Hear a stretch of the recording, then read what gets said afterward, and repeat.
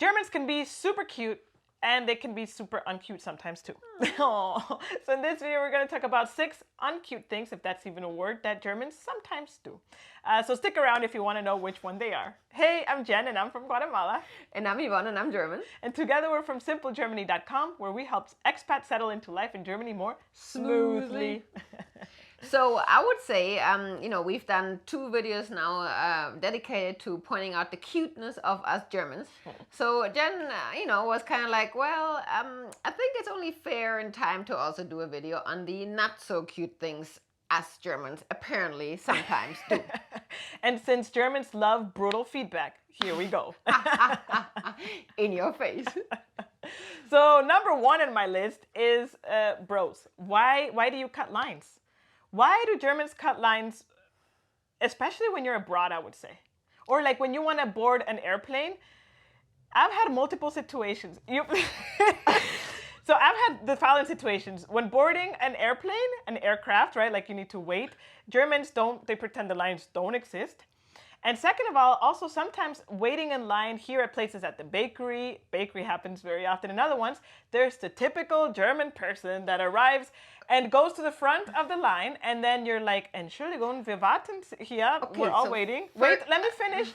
And it's the typical thing that the German goes, oh, I didn't know. This is the line? This one here? Yes, this one here. You need to go all the way to the end, man.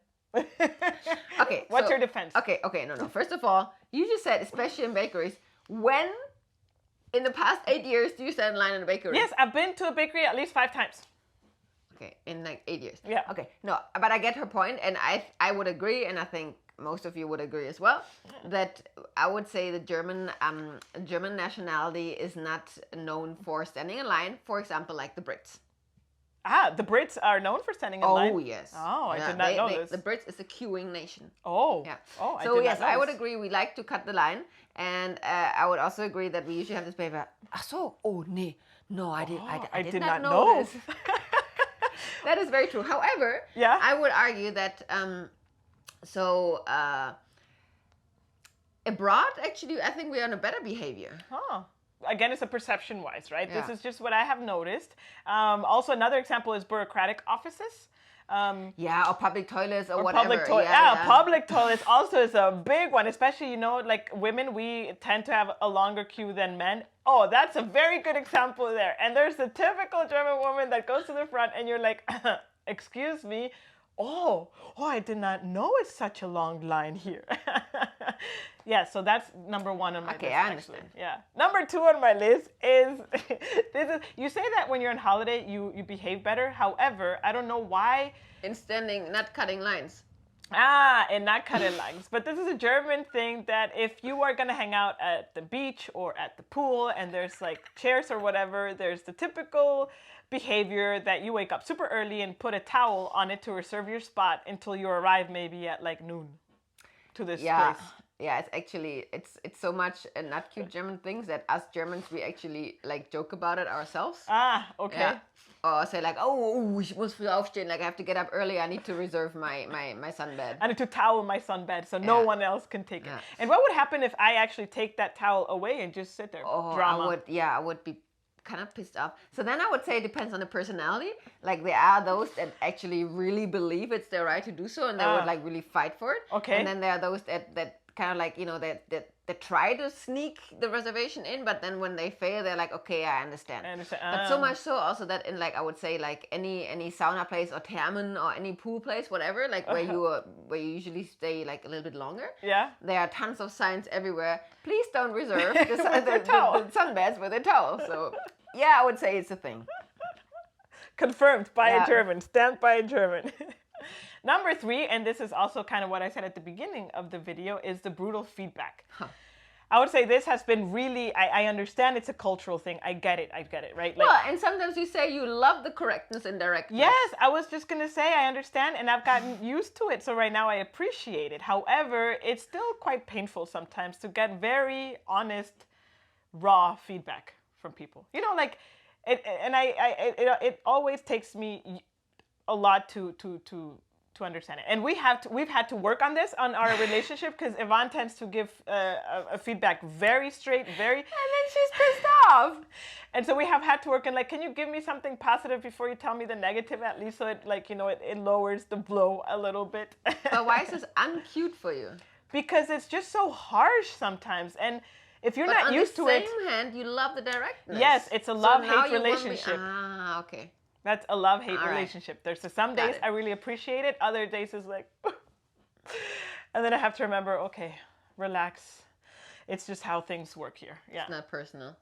It's not personal. Yeah, it's that's not personal. the thing. Yeah. So Okay. So All for right. me, that's an uncute thing. That's my personal. It's a love-hate relationship with this one. Number 3. And you know what? I know exactly on what day it's a hate relationship because I see it in her reaction. and on other days I see that it's apparently a love day because there's no reaction. Yeah. You see? Yeah. So number 4 on my list is the fact that Germans tend to complain a lot. True. And I would say like it also it's an art of complaining. Yes. I remember once I talked to a coworker and I'm like, why are you so negative all the time? And like, why are you just like so pessimistic? He's like, No, I'm not. And he's like, okay, let me explain to you how Germans complain about things, Jen. And I'm like, okay, I'm all ears. Please talk to me. So we like to like emphasize on the facts. And if the facts just happen to be a lot more negative than the positive, we just like to mention them. But that does not mean I'm upset, pessimistic, or anything.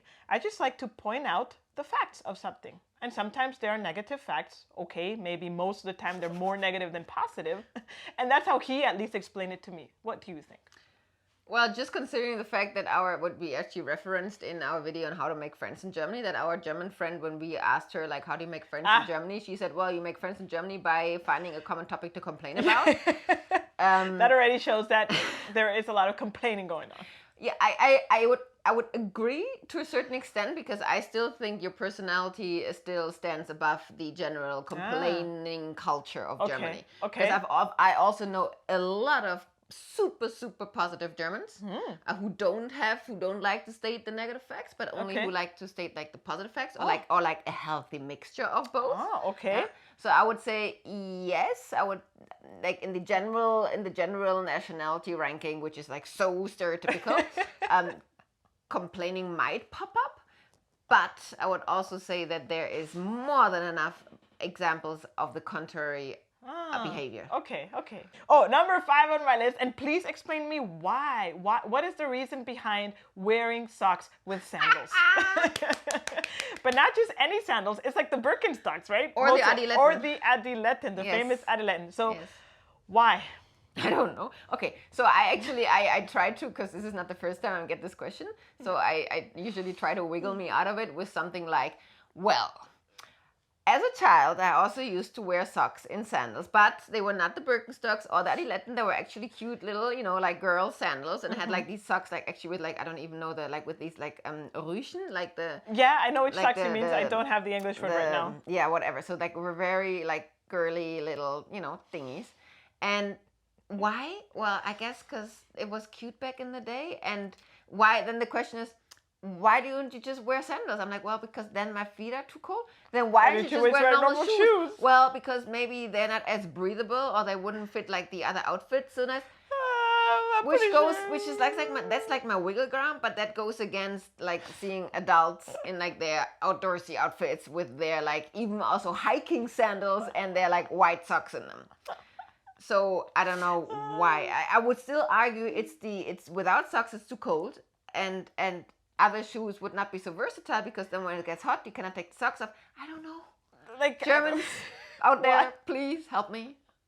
Help me and help other foreigners understand why we do that. I mean, I would argue not everyone. You are not walking around the streets with socks and sandals. However, it is very common in Germany, and I would say especially older men or like young kids with their cool adilettens. Yeah, they get taught, Yeah, but the older guys that have these like hiking sandals with socks in them. Although I must also point out, once we were in an airport, I think, and then we saw this group of guys and they all had like similar socks with sandals situations and they were speaking English. So they were actually from the UK. So I wonder if it's a European thing or a German UK thing. That's true, because you rarely see girls with socks and sandals. Well, last time we saw a girl playing with socks and sandals, well, she was pretty old. I mean, she was like 9, 10. We'll put a picture here. Yeah, but please, why? It's so uncute. It's not nice. I don't know. You don't look cool, man. Like, you just don't. So please give us your insights on this controversial topic. Yeah. So number 6, actually. I think there was 6, no? No, that was number 5. Okay, all right. So number 6 is actually the fact that. So I already have mentioned, actually, the cute things that Germans love to use French words in their language. And of course, because some Germans really love the Spanish culture as well, they'll also like to say Spanish words sometimes. However, it's not pronounced correctly. And I can give you 2 examples. So here goes the rant. Watch out. Let's start with the first example. Mallorca.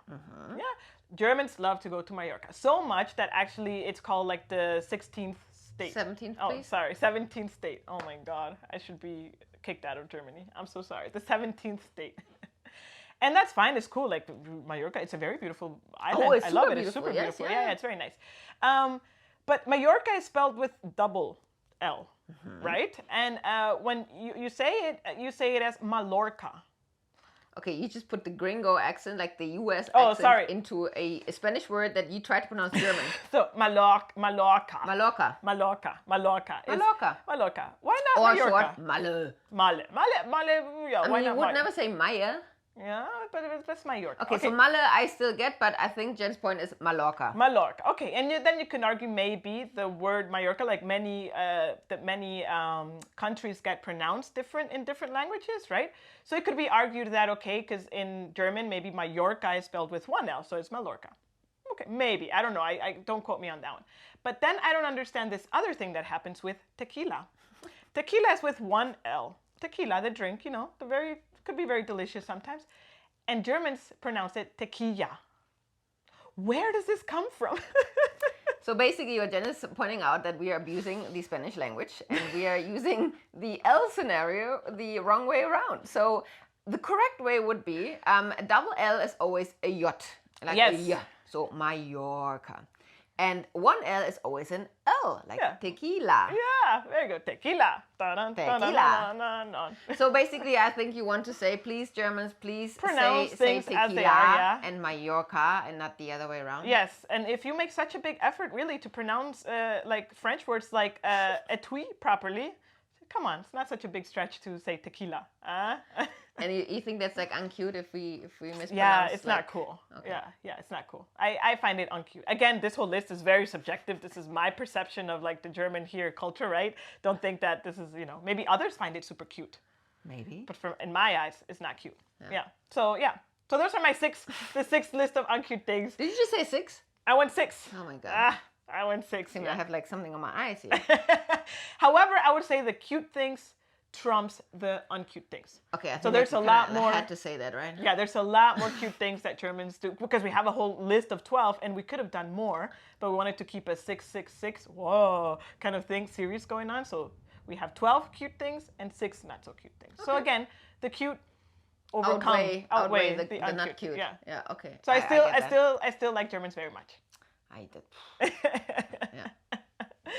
Okay, so I hope you don't hate me so much after this video.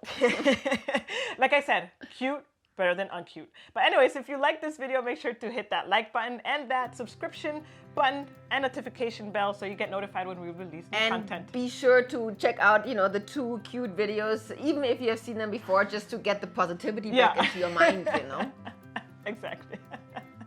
So we hope you have a great week and see you next Monday. Until then, cheers!